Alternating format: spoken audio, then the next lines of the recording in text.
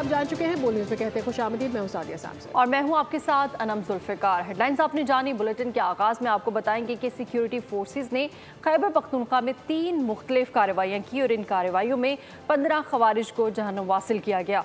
मारे गए खवारिज दहशत गर्दों की मुतअद्दिद कार्रवाइयों में मुलव्विस थे। दहशत गर्दों से लड़ते हुए 2 जवान भी शहीद हुए। अमन दुश्मनों के खिलाफ भरपूर कार्रवाइयाँ, पाक फौज के जवान फ्रंट लाइन पर। ISPR के मुताबिक सिक्योरिटी फोर्सेस ने KP में 3 मुख्तलिफ कार्रवाइयाँ की। 15 खवारिज को हलाक कर दिया गया। खवारिज से लड़ते हुए 2 जवानों ने जाम शहादत नोश कर लिया। कुर्क में इंटेलिजेंस बेस्ड ऑपरेशन में 8 खवारिज मारे गए। शुमाली वजीरिस्तान में कार्रवाई के दौरान 4 खवारिज हलाक हुए। जनूबी वजीरिस्तान में भी कार्रवाई के दौरान 3 खवारिज मारे गए खवारिज दहशत गर्दी की मुतादिद कार्रवाइयों में मुलव्विस थे, जिनसे असला और गोला बारूद भी बरामद हुआ। सिक्योरिटी फोर्सेस दहशत गर्दी की लानत खत्म करने के लिए पुरअज़्म है।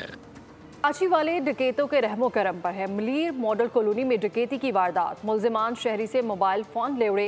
वारदात की CCTV फुटेज सामने आ गई। कराची के इलाके शाह फैसल कॉलोनी में डाकुओं ने एक शहरी को मौत के घाट उतार दिया है। 50 साल शहरी 3 बच्चों का बाप और घर का अकेला कफील था। रवां साल शहर कायद में डाकू 33 शहरियों को कत्ल कर चुके हैं। रिपोर्ट करें खुरम गुजार। रोशनियों का शहर लहू लहू कर रहे हैं लुटेरे। कराची में एक और घर का चिराग गुल कर दिया। ये तस्वीर एक याद बनकर रह गई, क्योंकि 50 साल नदीम अहमद शाह फैसल बाग कोरंगी पुल पर कत्ल कर दिए गए। अफसोसनाक खबर सबसे पहले मकतूल के भांजे को मिली। हमने इनको फ़ोन किया तो पुलिस वाले ने फ़ोन उठाया ना, तो वो कहते हैं कि ये आपके क्या लगते हैं, मेरा मामू लगते हैं। तो उन्होंने बोला आप यहाँ आ जाएं, तो इनको फाइल लगा, एक्सपायर हो गए। लवाहिकीन कहते हैं मकतूल 3 बच्चों का बाप था। नॉर्थ कराची से कोरंगी जाते हुए कत्ल कर दिया गया। अभी आप देखें ना, ये 3 बच्चों का बाप था, रोड पे आ रहा है, रात के टाइम जा रहा है। नॉर्थ कराची से निकले थे और 1 घंटे बाद ये वो फ़ोन आ गया कि भाई इससे वाक़या हो गया है। पुलिस के मुताबिक डकैती मज़ाहमत कत्ल की वजह है। गुज़िश्ता साल की तरह इस साल भी लुटेरे दंदना रहे हैं और कराची के लोग गैर महफूज हैं। एजाज़ शुमार के मुताबिक जनवरी में 5, फरवरी में 10 और अप्रैल में अब तक 9 अफराद डकैती मज़ाहमत पर कत्ल किए जा चुके हैं। तो CTD में नाजायज असलहे की तरसील रोकने के लिए आर्म्स ट्रैफिकिंग मॉनिटरिंग डेस्क की कार्रवाई। तारिक रोड झील पार के करीब छापा मारा। सरकारी असलहा चोरी करके फरोख्त करने वाले 2 पुलिस एहलकारों को गिरफ्तार कर लिया गया। मुल्जिमान से बड़ी तादाद में नाजायज और सरकारी असलहा एम्यूनेशन बरामद हुआ। पुलिस एहलकार अब्दुल कादिर मीठा दर थाने में और एहलकार अवैस शाहीन फोर्स किमाड़ी में तैनात है। एहलकार अवैस ने 3 सरकारी पिस्तौल और पुलिस एहलकार अब्दुल कादिर ने काशकोफ और 9mm की दर्जनों गोलियां चोरी करके फरोख्त की। उधर सेवन के गांव मीरन गोट में एक घर में आतिशज़दगी आग चमनी से लगी है और बताया गया कि 5 घरों को लपेट में ले लिया गया है। मकानात मुकम्मल तौर पर तबाह हो गए। तमाम सामान जलकर खाकिस्तर हो गया है। घरों में रखी लाखों रुपए मालियत की गंदुम भी जलकर राख हो गई।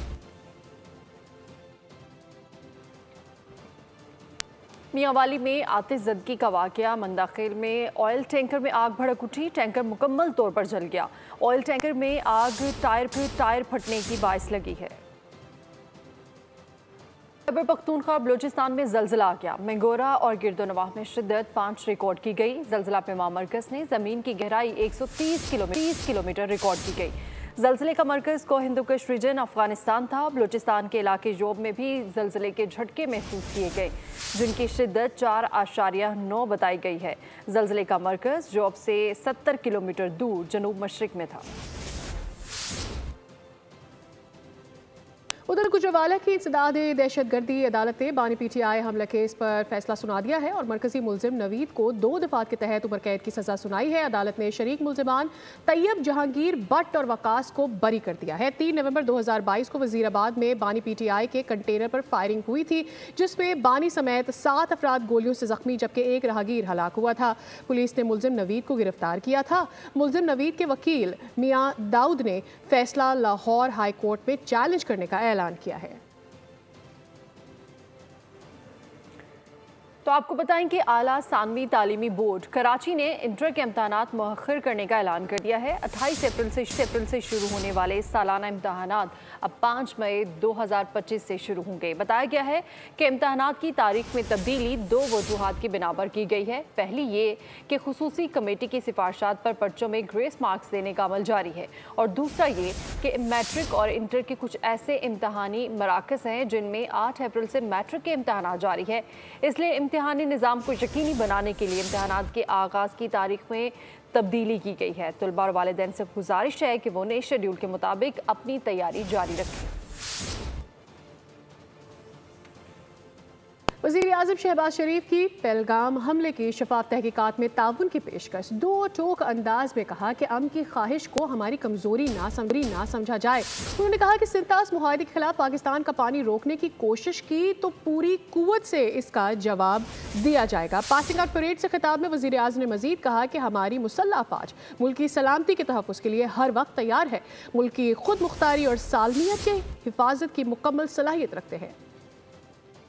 Continuing with its role as a responsible country, Pakistan is open to participate in any neutral, transparent, and credible investigation. Any attempt to stop, reduce, or divert the flow of water belonging to Pakistan under the Indus Waters Treaty would be responded to with full force and might, and nobody should remain under any kind of false impression and confusion. Our valiant armed forces remain fully capable and prepared to defend the country's sovereignty and its territorial integrity. तो कौमी नजरिए में पाकिस्तान को रत्ती भर भी शक नहीं। भारतीय गोदी मीडिया ने 2 कौमी नजरिए को मस्क करने की मज़मूम कोशिश की। दुश्मन किसी गलत फहमी में ना रहे, हम अपने मुल्क का दिफा करना जानते हैं। Army chief general Asim Munir की दुश्मन को ललकार, कहा कि पाकिस्तान बेहद कुर्बानियों के बाद वजूद में आया।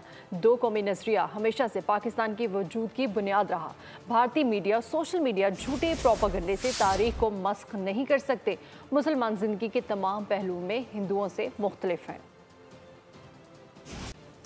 मोदी इंतहाई गैर जिम्मेदार शख्स है। भारतीय हुकूमत ने सिंध तास मुआहदा खत्म करने का बयान देकर छोटी सोच का सबूत दिया है। नायब वज़ीर आज़म इसहाक डार का एक तकरीब से खिताब, उन्होंने कहा कि खारजी महाज पर पहलगाम वाक़ये के बाद मौसर हिकमत अमली अपनाई गई। इज्जत पर कोई समझौता नहीं किया जा सकता। भारत ने कोई ऐसी हरकत की तो जवाब देने के अलावा कोई ऑप्शन मौजूद नहीं। सब्सक्राइब करें और बेल दबाएं ताकि कोई खबर रह न जाए।